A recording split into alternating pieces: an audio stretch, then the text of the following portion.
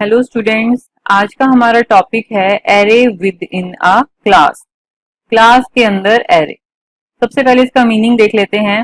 Array with in a class का meaning है जो भी हमारे क्लास के डाटा मेंबर्स होते हैं, हम उनके सिंपल वेरिएबल्स लेने की बजाय क्या बना दें, हम उनकी जगह एरे बना दें तो वो हमारा हो जाता है array with in a class. इसकी जरूरत हमें कब पड़ती है? जब हमारे पास बहुत सारे वेरिएबल्स होंगे जो कि एक ही टाइप के होंगे, तब हम लोग क्या बनाएंगे? एरे बना लेंगे।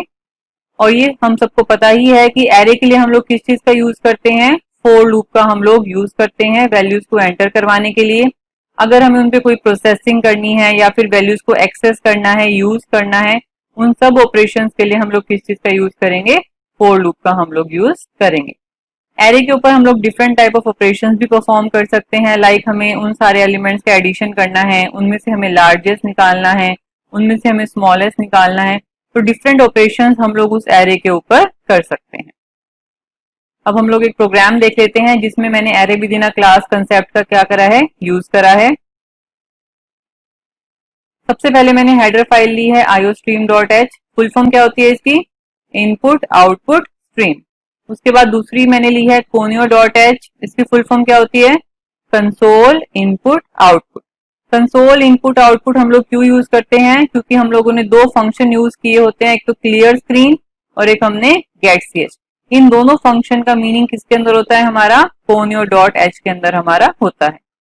उसके बाद एक हमने क्लास ली है, क्लास का नेम लिया मैंने डाटा। इसके अंदर मैंने मार्क्स नाम की एक एरे बनाई है। साइज क्या दिया है मैंने उसको? 5। तो ये है आपका array with in a class.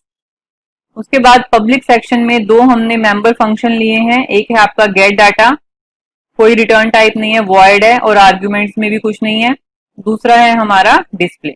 Gate data से हम लोग वैल्यूज को एंटर करवाएंगे और डिस्प्ले से हम लोग वैल्यूज को प्रिंट करवाएंगे। तो गेट डाटा का काम है इनकी वैल्यूज को इनिशियलाइज करवाना, मार्क्स की वैल्यू को, और डिस्प्ले का काम है उनको प्रिंट करवाना। क्लास हमारी यहाँ पर खत्म, एंड में सेमीकोलन लग गया।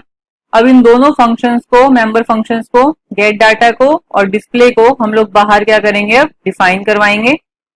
सबसे पहले गेट डाटा बाहर कैसे डिफाइन करवाते हैं? सबसे पहले रिटर्न टाइप लिख दिया वॉइड, उसके बाद क्लास का नेम, उसके बाद स्कोप रिजोल्यूशन ऑपरेटर और उसके बाद हमारा मेंबर फंक्शन।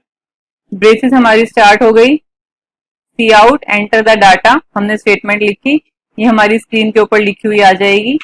उसके बाद फोर लूप यूज करके क्या करेंगे? हम लोग इन वैल्यूज को एंटर करवाएंगे सी इन की हेल्प से।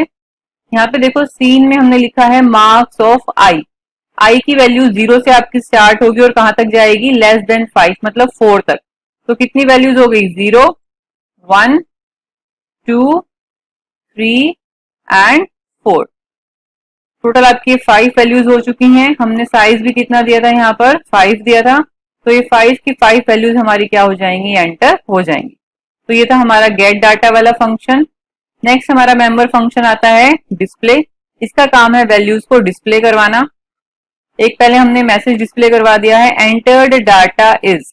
उसके बाद यूज किया है मैंने एंडल। क्या काम होता है एंडल का? इसका काम होता है नेक्स्ट लाइन में जाके प्रिंट करवाना। इसके बाद जो भी स्टेटमेंट होगी वो आपकी नेक्स्ट लाइन में प्रिंट होगी।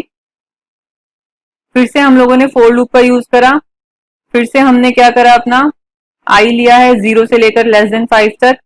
अब यहाँ पे देखो आई को मैंने फिर से लिखा है इंटीजर आई, और यहाँ पर भी मैंने लिखा था। ये जो आई है ये आपका लोकल वेरिएबल है, ये सिर्फ इसी वाले फंक्शन का है। इसी फंक्शन में स्टार्ट हुआ और इसी फंक्शन में आपका ये खत्म हो जाएगा। उसके बाद हमने क्या करा? यहाँ पे सी आउट से वैल्यूज को प्रिंट करवा दिया। तो ये हमारे दोनों फंक्शन हो गए हैं। अब हम आए अपने मेन फंक्शन के ऊपर। एक हमने क्या बनाया है? डाटा क्लास का ऑब्जेक्ट बनाया कैपिटल डी के नाम से। क्लियर स्क्रीन हमने यूज करा है। उसके बाद अब हम अपने दोनों मेंबर फंक्शन को कॉल करेंगे। डी डॉट गेट डाटा, जैसे ये फंक्शन कॉल होगा यहाँ पर गेट डाटा पर जाएगा और वैल्यूज आपकी एंटर हो जाएंगी। उसके बाद नेक्स्ट है आपका डी डॉट डिस्प्ले। डिस्प्ले से डिस्प्ले वाले फंक्शन पे जाएंगे और वैल्यूज सारी की सारी हमारी प्रिंट हो जाएगी और हमारा मेन फंक्शन खत्म। तो ये था हमारा array with in a class.